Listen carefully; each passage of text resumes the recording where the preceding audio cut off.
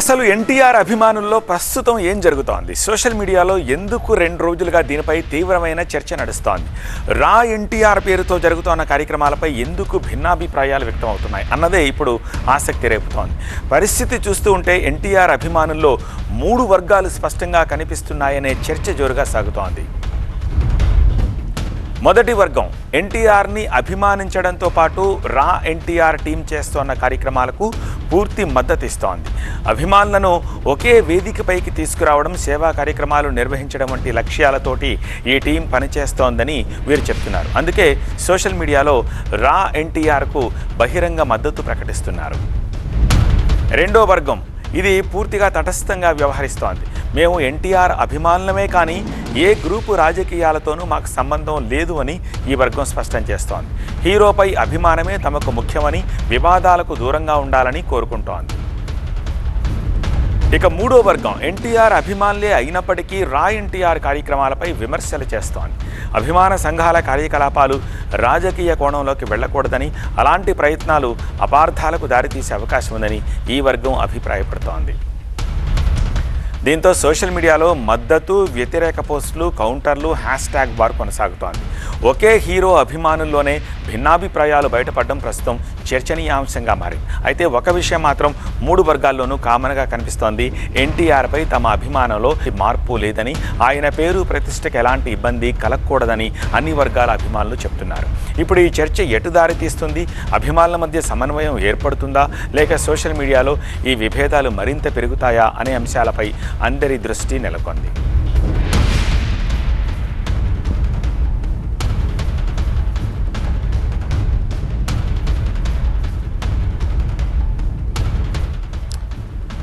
దీనిపై మరింత సమాచారం అందించేందుకు మా ఎంటర్టైన్మెంట్ ఎడిటర్ లక్ష్మీనారాయణ, అలానే మా తిరుపతి ప్రతినిధి రాజు, స్పెషల్ కరెస్పాండెంట్ ఇద్దరు లైవ్లో ఉన్నారు. ఫస్ట్ ఆఫ్ ఆల్ లక్ష్మీనారాయణ, మీ దగ్గరకు వస్తాను. మరి 2 వర్గాలు తమ వాదనల్ని కన్విన్సింగ్గా ఇస్తున్న ఈ నేపథ్యంలో ఏం జరిగే అవకాశం కనిపిస్తోంది? అంటే చూడాలి, ఇప్పుడు 2 వర్గాలు కాదు 3 వర్గాలుగా ఎన్టీఆర్ అభిమానులు విడిపోయినట్టుగా మనం భావించవచ్చు.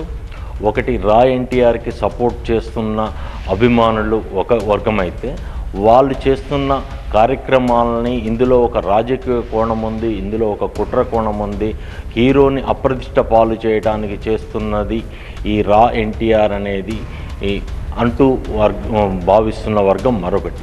మూడో వర్గం చాలా తటస్థంగా ఉంటూ మాకు ఎన్టీఆర్ చేసే సినిమాలు, ఎన్టీఆర్ మీద ఉన్న అభిమానాన్ని మాత్రమే చాటుకుంటాము అంటూ మరొక వర్గం. ఈ 3 వర్గాల్లో కామన్గా ఉన్నది మాత్రం అందరూ ఎన్టీఆర్ని తమ అభిమాన నటుడిగా చూపించుకోవటమే. ఇక్కడ ఆశ్చర్యకరమైన విషయం ఏంటంటే, ఒకళ్ళు ఎన్టీఆర్ ప్రతిష్టని భ్రష్టు పట్టించడానికి ఇలాంటి పనులు చేస్తున్నారని ఎన్టీఆర్ అభిమానులు రా ఎన్టీఆర్ మీద అంటుంటే, రా ఎన్టీఆర్ మాత్రం నేను చాలా వాలంటరీ పద్ధతిలో చేస్తున్నాము ఈ కార్యక్రమం, దీన్ని అపోజ్ చేయాల్సిన అవసరం లేదు అంటున్నారు. ఇక్కడ ఒక విషయాన్ని గమనిస్తే 2 పోస్టర్లు రిలీజ్ చేశారు రా ఎన్టీఆర్ అభిమానులు. అందులో ఒక పోస్టర్ 100 కోట్లతో ఊరు వాడా కార్యక్రమం అన్నారు. ఆ 100 కోట్లు ఎక్కడి నుంచి వస్తాయి, అవి ఎవరు మొబలైజ్ చేస్తారు, ఎలా మొబలైజ్ చేస్తారు అనేది క్లారిటీ లేదు. ఫస్ట్ థింగ్, ఆ క్లారిటీ ఇవ్వటానికే మేము ఈ ప్రెస్ మీట్ పెట్టాము అని రా ఎన్టీఆర్ వర్గం చెప్తుంటే, ఎన్టీఆర్ అభిమానులు, ఎన్టీఆర్కి దగ్గరగా ఉన్న అభిమానులు అందరూ చెప్పేది ఏంటి అంటే, ఈ 100 కోట్ల మొబలైజేషన్ అనేది అంత ఈజీ కాదు, హీరో పేరు వాడుకొని హీరో ప్రతిష్టని ఇబ్బంది కలిగించే విధంగా మొబలైజ్ చేసే అవకాశం ఉంది కాబట్టి మేము దాన్ని వ్యతిరేకిస్తున్నాము అంటున్నారు. ఇంకొక పోస్టర్ మనం గమనిస్తే, ఆ పోస్టర్లో అన్నా క్యాంటీన్, అమ్మ క్యాంటీన్, ఎన్టీఆర్ క్యాంటీన్ లాగా కాకుండా ఇంకొక క్యాంటీన్ అనే మీనింగ్ వచ్చే విధంగా ఇంకో పోస్టర్ రిలీజ్ చేశారు. ఆ పోస్టర్ ఏంటంటే, ఇది రాజకీయ కోణం ఉంది ఇందులో, అందుకోసమనే ఆ 2 క్యాంటీన్ల పేర్లు ఉదహరించారు. ఆ 2 క్యాంటీన్ల పేర్లు లేకుండా మేము సపరేట్గా ఒక మీల్ ఏర్పాటు చేస్తున్నాం అభిమానులకు కానీ మిగిలిన వాళ్ళకి కానీ అని చెప్పుంటే మాకు అభ్యంతరం ఉండేది కాదు అని ఎన్టీఆర్ అభిమానులు కొంతమంది విమర్శిస్తున్న ధోరణి కనబడుతోంది.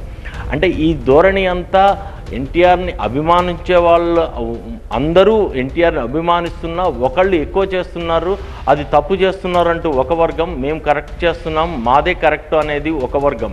ఈ రా ఎన్టీఆర్ వర్గానికి మాత్రం సోషల్ మీడియాలో ఎన్టీఆర్ అభిమానుల్లో ఒక రకంగా మద్దతు వస్తూ ఉంది.